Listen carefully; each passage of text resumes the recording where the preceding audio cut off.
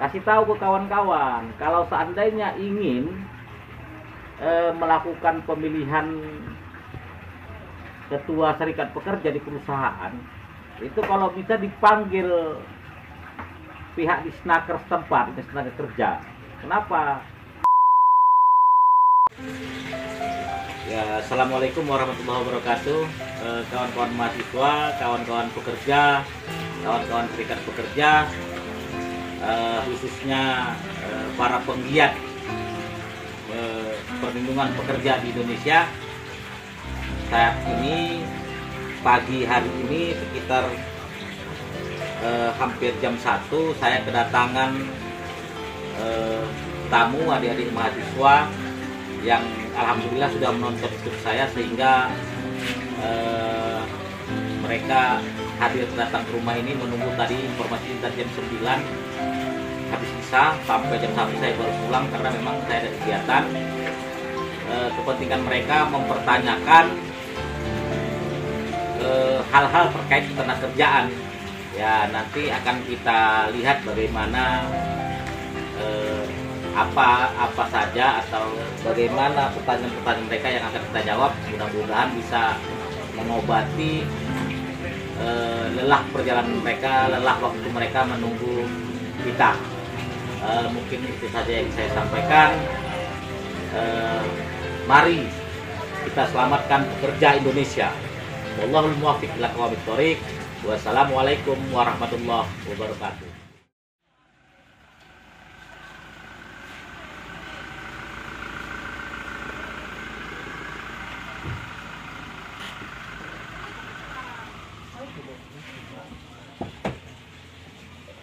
Aduh, yuk, udah lama Tom? Udah lah bang. Aku nih bawa komandan nih ya. Bang.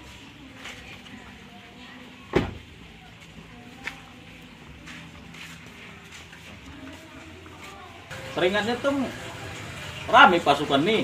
Udah lama tuh. Kalau ketum datang seram kita bos. Udahlah bang. Ini pula kawan-kawan ini tadi malam, nah kawan-kawan pun ini lupa bang. Adalah banyak pertanyaan orang tuh mau sama abang gitu. Jadi orang ini nggak berani datang ke rumah abang. Terpaksalah pula awak kawan ke sini. Abang tak kemana-mana sampai jam 1 pagi awak di sini. Ya, nama juga cari mamam Tom. Cuman lah pagi-pagi pulang pagi lah. Istilahnya macam lagu-lagu itu kan. Demi kau dan si buah hati, paham lain Tom. Apa rupanya yang mau ditanya, apa masalah? Aku mau tanya bang. Nah, kalau kau mau nanya, merapat ke kemari. Jadi agak dengar sedikit sini terus dekat sini. Soalnya karena banyak pulang pagi ini agak peka kuping. Nah, apa cerita? Gini bang, serikat pekerja kan kita tahu kan dia untuk melindungi tenaga kerja bang. Di tempat kerja bang, yang serikat pekerja ini nggak melindungi tenaga kerjanya bang. Ya, karena ada kawanku dalam surat perjanjiannya, dia nyantai. Dia ini bang, dalam surat perjanjiannya kan hitungan lemburnya itu kan sekian bang. Cuman pada saat pembayaran yang dilakukan oleh pengusaha itu tidak sesuai dengan apa yang tertulis pada saat surat perjanjian tersebut itu bang. Jadi artinya pembayaran upah lemburnya nggak sesuai dengan yang diperjanjikan dalam perjanjian kerja lah ya. Nah, iya bang. Oke, terus? Nah, jadi kan diadukannya lah dia kawan ini ngadu sama serikat pekerja ya kan bang. Jadi masa serikat pekerjanya itu malah udahlah terima aja daripada kau dipecat, kalau nggak ada kerja lebih baik kau terima aja. Masa kayak gitu terus bang? Artinya maksudmu ini serikat pekerjanya ini malah membackup pengusaha ya? Iya bang. Ini ada inilah terkadang penyakit dalam serikat pekerja ini. Ada beberapa serikat pekerja yang tidak konsisten, padahal kan serikat bekerja itu, serikat pekerja yang namanya serikat pekerja, serikat buruh, itu kan tugasnya itu kan membela pekerja, ya kan?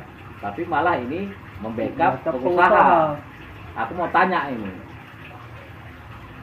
udah lama nggak serikat pekerjanya itu dipilih ketuanya? Enggak bang, baru-baru 6 bulan ini ya bang, baru diganti bang. Berarti pemilihannya 6 bulan yang lalu. Iya. Masih ingat kau kira-kira pemilihannya itu? Kondisi pemilihannya masih ingat ya? Masih ya. Masih bang. Jadi yang sering jadi masalah di beberapa perusahaan yang aku lihat pengaduan dan cerita dengan para pekerja sih, pengusaha ini membackup si calon ketua serikat pekerjanya. Nah, jadi apa namanya? Karena memang dia di backup untuk menjadi ketua serikat pekerja, ya kan? Ya. Di backup oleh si pengusaha, akhirnya apa ya? Akhirnya si serikat pekerja tidak menjalankan komitmennya untuk membela anggotanya, sehingga itu yang terjadi. Yang terjadi apa? Yang terjadi ya si ketua serikat pekerja berpihak kepada pengusaha.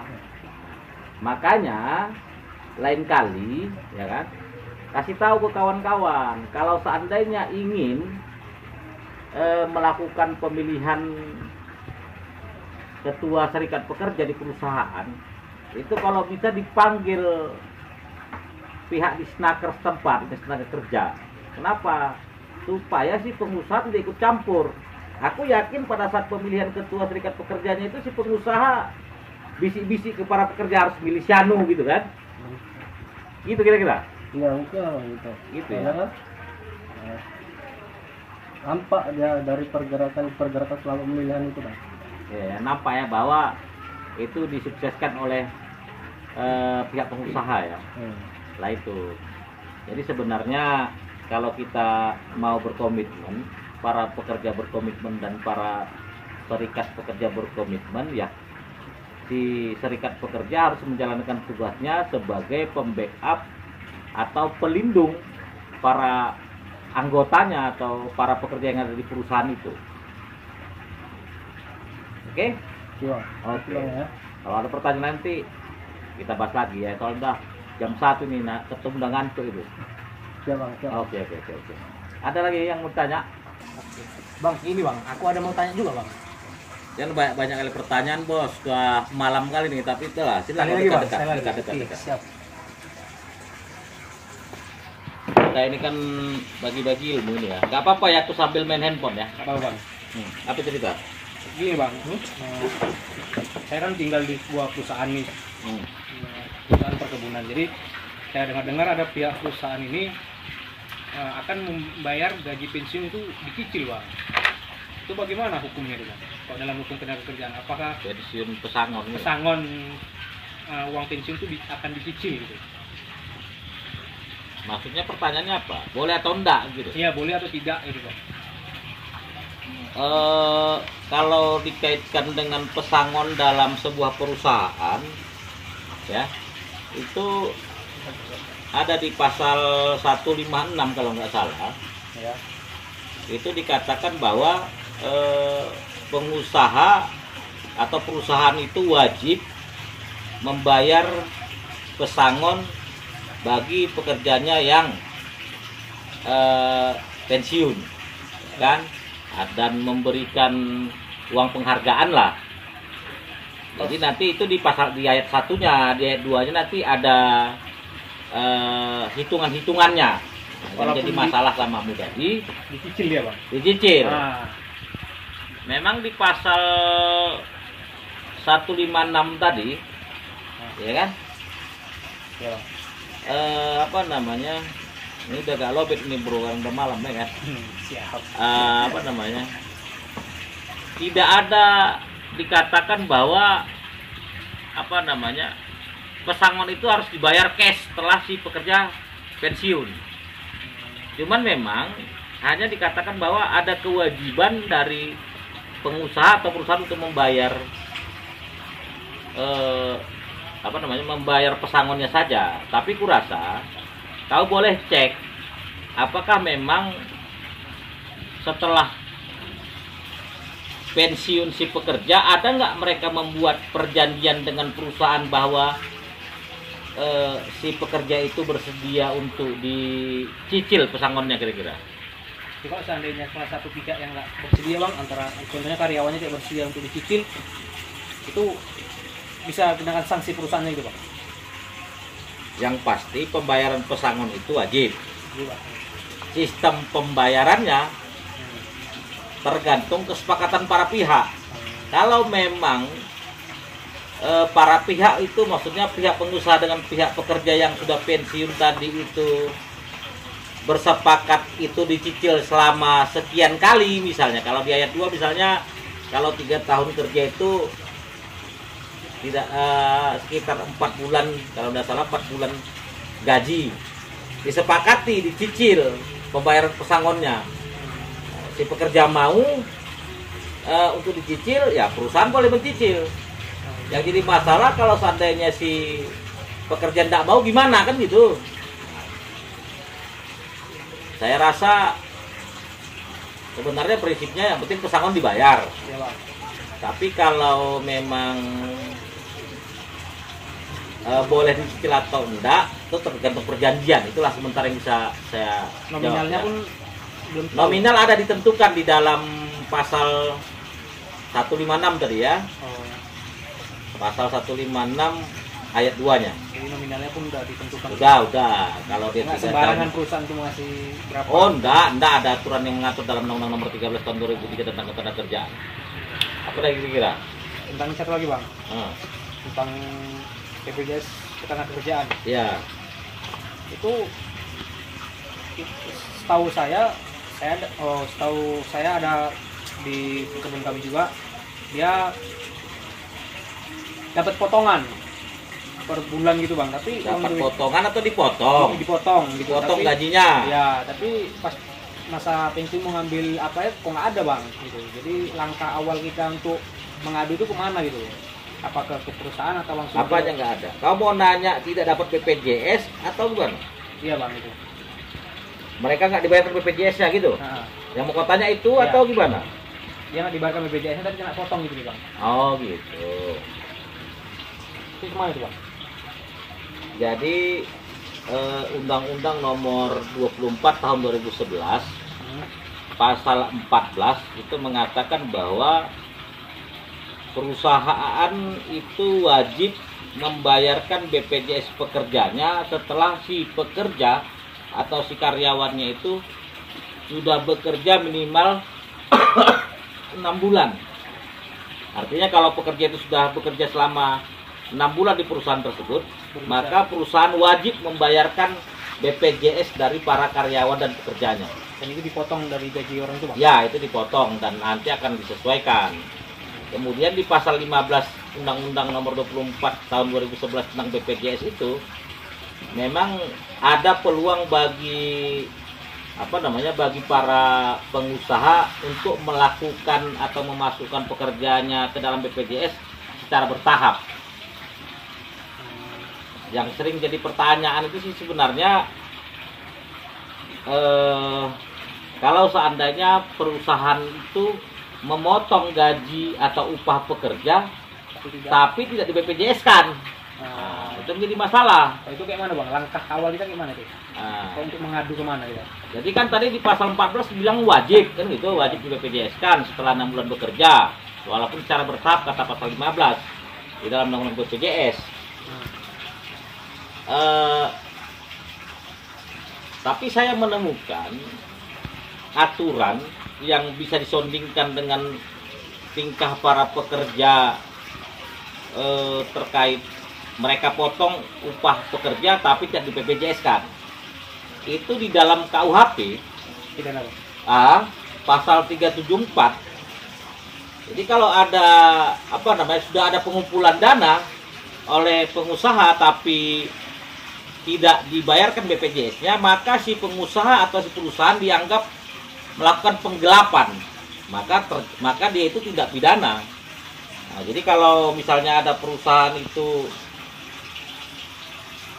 perusahaan itu sudah memotong gaji pekerjaannya tapi tidak di BPJS-kannya, berarti si pengusaha itu bisa dikategorikan penggelapan sesuai dengan KUHP pasal 374 itu bisa dikenakan sanksi pidana maksimal 5 tahun. Manajernya itu, Pak.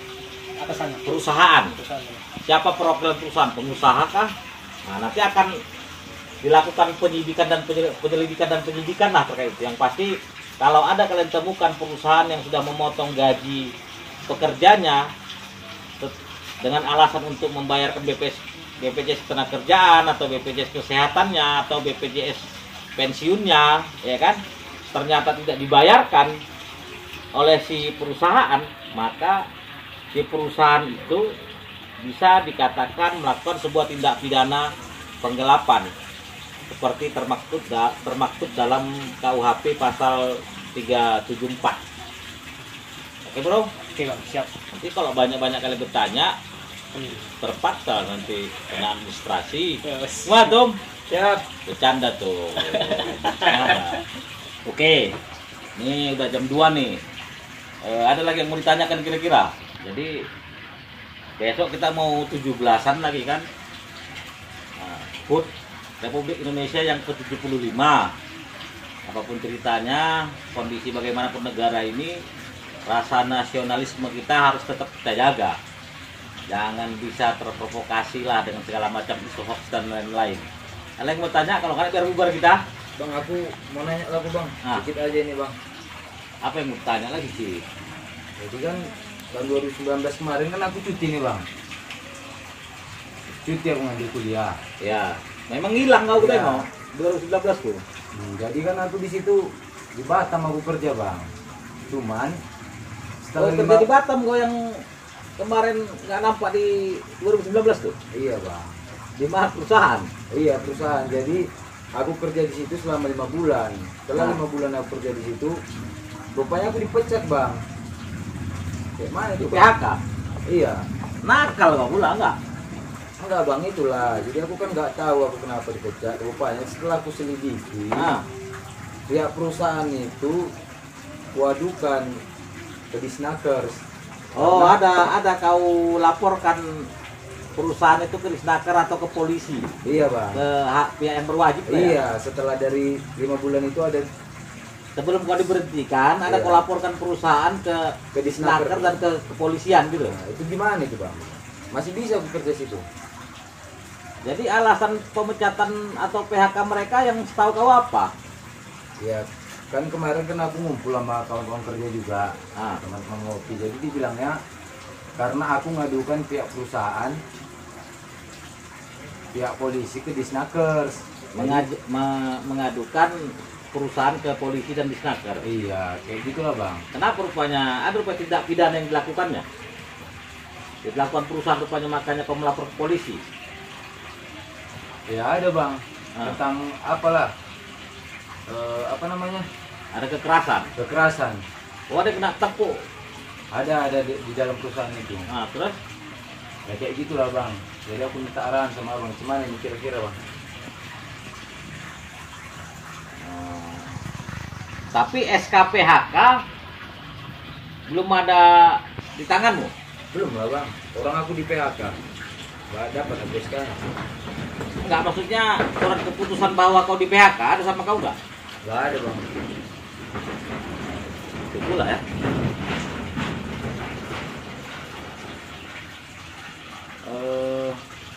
Sahnya kau di PHK gimana?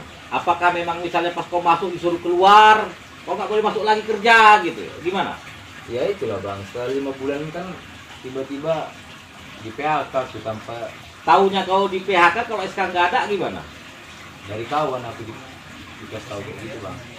Datang kau ke perusahaan nggak boleh Iya, masuk lagi gitu? nggak bisa lagi aku kerja di situ katanya. Siapa yang bilang? Kawan itu. Udah datang kau ke perusahaan, Udah bang. memang nggak dikasih masuk. Nggak dikasih lagi. Nggak tahu aku apa alasannya. Oh, tapi setelah kau selidiki rupanya karena pengaduanmu gitu ya? Iya, Ke pengaduan. polisi sama Tentang, Disnaker. iya, kekerasan perusahaan pada polisi kualikan ke Disnaker. Oke, kalau begitu begini. Apa namanya, di dalam Undang-Undang Nomor 13 Tahun 2003 pasal 153, Undang-Undang Nomor 13 Tahun 2003 tentang Ketenagakerjaan, di pasal kalau nggak salah ya di pasal 153 huruf H dikatakan bahwa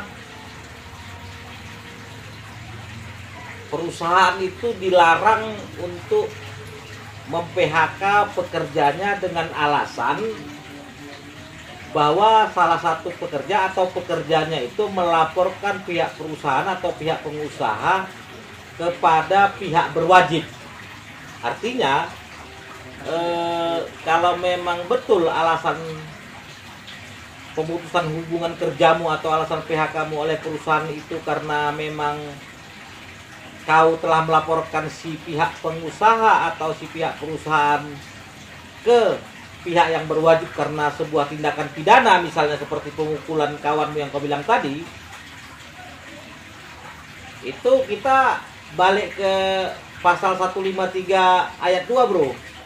Ayat 2 nya itu berarti PHK yang dilakukan oleh pengusaha berdasarkan huruf H tadi, bahwa karena kau melaporkan mereka ke pihak berwajib, itu batal demi hukum di ayat 2 nya. Oh, berarti batal demi hukum itu Bang ya? Ya kalau memang alasannya itu